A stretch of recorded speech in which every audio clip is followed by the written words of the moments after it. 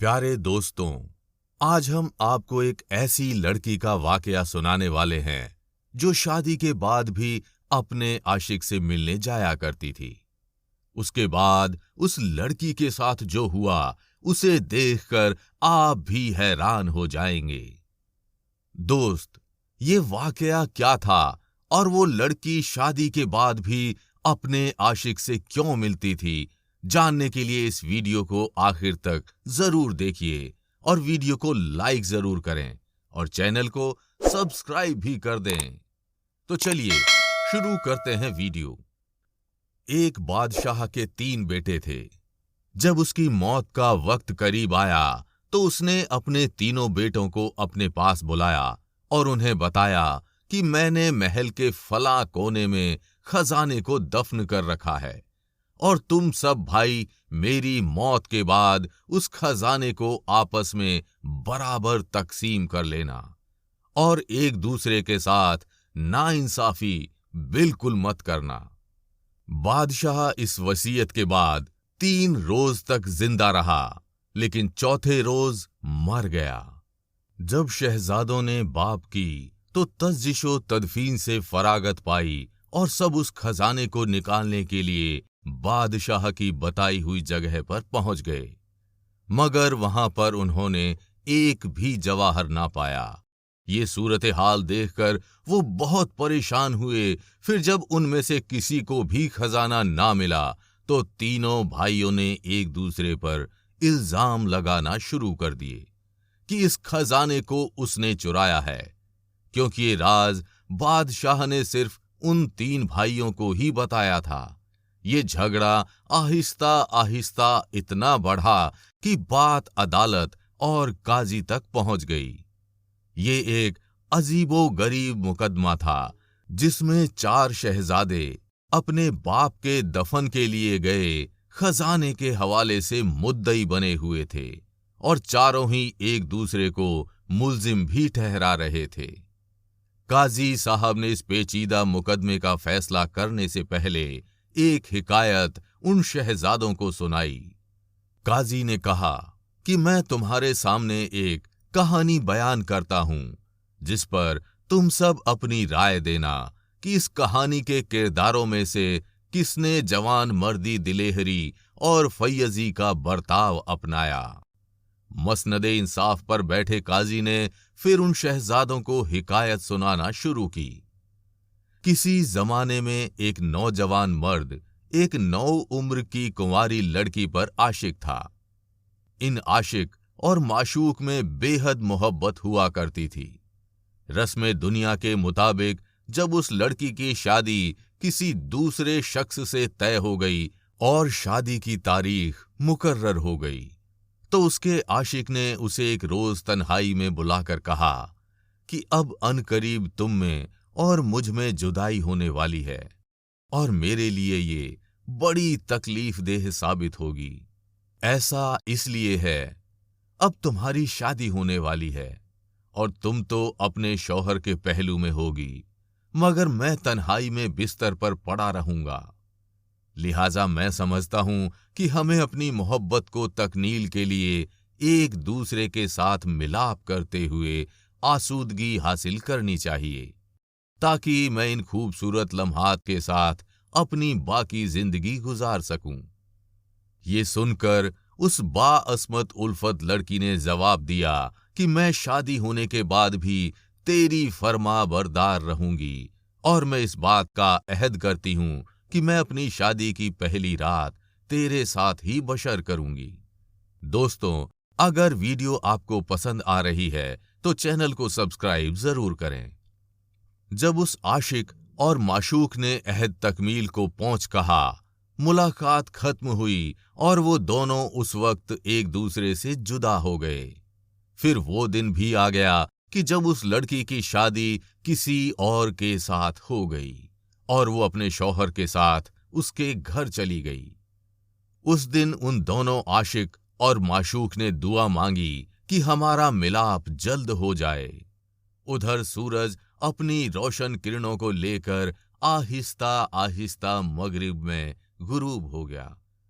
रात गहरी हुई तो दूल्हा अपनी दुल्हन के पास पहुंचा। फिर उसने बेताबा ना अंदाज में अपनी दुल्हन को गले लगा लिया। तो लड़की ने शर्म कर कहा कि ये क्या बेसब्रापन है, आपको किस बात की जल्दी है? आप ठहरिए और पहले मेरी बात तो सुनिए।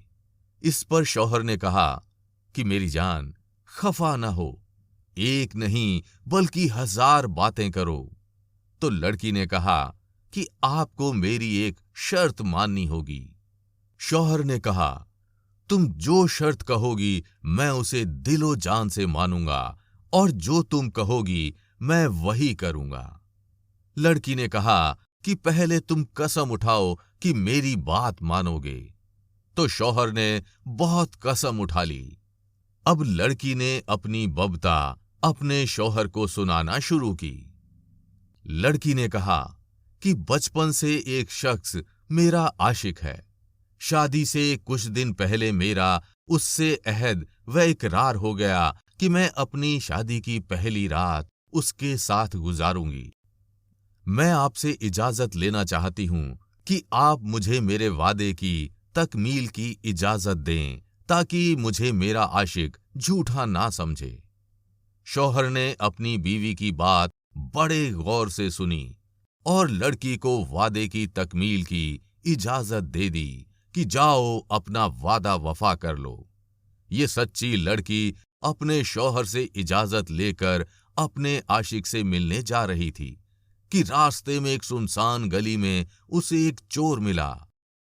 चोर ने अंधेरी रात में एक नौजवान औरत को जो जेवरात से लदी हुई थी यूं अकेले जाते हुए देखा, तो उसका दिल खुशी के मारे उछलने लगा कि अचानक बैठे बिठाए उसे आसानी के साथ एक शिकार मिल गया है जिस पर वो अपना हाथ साफ कर सकता है। जब चोर ने उस लड़की के जेवरात चुराने के लिए उसके साथ जबरदस्ती की कोशिश की, तो लड़की ने कहा, ए बहादुर मर्द, अपनी शादी की पहली रात एक वादे की तकमील के लिए जा रही हूं, लिहाजा पहले मुझे उस वादे को पूरा कर आने दे, फिर मैं बखुशी अपने जेवरात तुझे दे दूंगी। चोर को उसकी सदाकत आमेज बातों पर यकीन हो गया और उसने लड़की से पूछा कि कैसा वादा, जिस पर लड़की ने अपने आशिक, अपने शौहर और शादी के हवाले से सारी कहानी सुना दी और दूल्हे से इजाजत लेने का जिक्र भी किया, जिसे सुनकर चोर चौंका और हैरान होकर कहा कि ऐसी दिलेरा नाफयाजी तेरे शौहर में कहां से आई? वो बहुत आला ज़र्फ आदमी है, लिहाजा मैं भी तुझे जाने देता हूं, बल्कि मैं खुद तुम्हारे आशिक के पास छोड़कर भी आता हूं। फिर वो चोर उस लड़की को लेकर उसके आशिक के घर पहुंचा और उस पाक दामन लड़की को छुआ तक नहीं। जब वो लड़की अपने आशिक के पास पहुंची तो उसने कहा, लो, मैंने अपना वादा पूरा कर दिया और अपनी शादी की पहली रात मैं तुम्हारे पास आ गई हूं।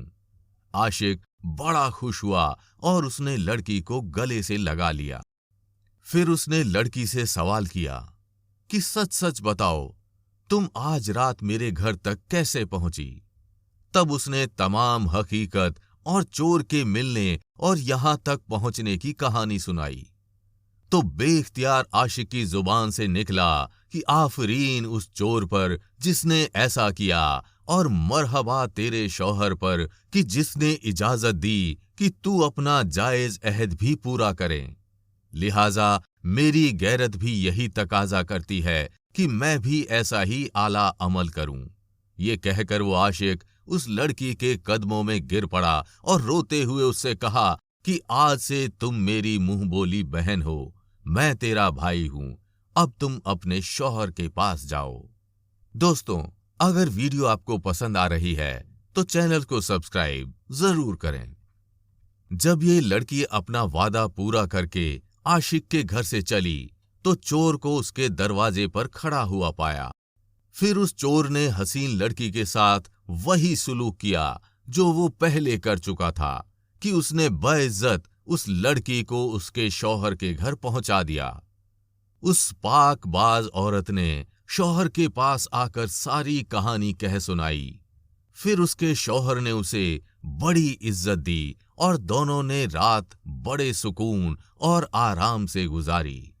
कहानी सुनाने के बाद काजी साहब ने शहजादों से पूछा कि अब तुमने मालूम किया कि सच की बदौलत क्यों कर उसकी इज्जत बची और उसे खुशनसीबी हुई। काजी ने कहा कि अब तुम तीनों मुझे बताओ कि उन तीनों यानी आशिक, चोर और शौहर में से किसने ज्यादा मर्दानगी दिखाई। सबसे बड़े लड़के ने कहा कि उस शहजादे ने। काजी ने पूछा कि वो कैसे?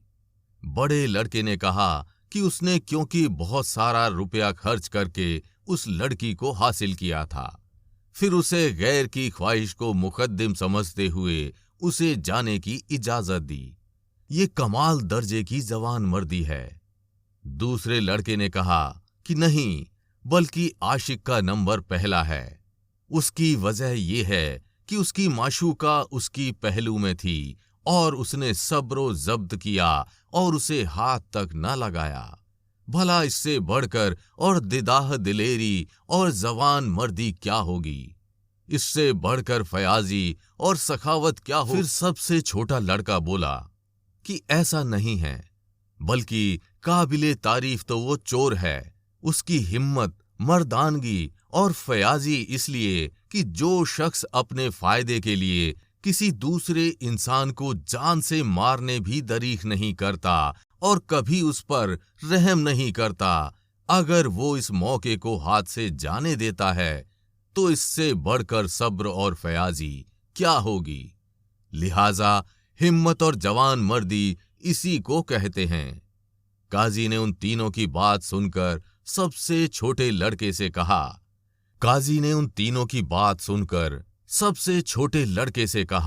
कि तुम ही मुजरिम हो, तुम ही ने उस खजाने को चुराया है, क्योंकि आशिक ने आशिक की तारीफ की और एतबार ने एतबार की तारीफ की, जबकि चोर ने चोर की तारीफ की। फिर मजीद तहकीकात से साबित हो गया कि छोटे शहजादे ने ही उस खजाने पर हाथ साफ किया था, जिसके बाद काजी साहब ने छोटे शहजादे से खजाना तलब करके तीनों भाइयों में बराबर तकसीम कर दिया। दोस्तों, उम्मीद करते हैं कि ये कहानी भी आपको पसंद आई होगी। अगर कहानी पसंद आई हो तो अपने दोस्तों के साथ शेयर जरूर कीजिएगा। आपका अपना मेजबान कादिर कलहोड़ो आपसे इजाजत चाहता है। अल्लाह हाफिज।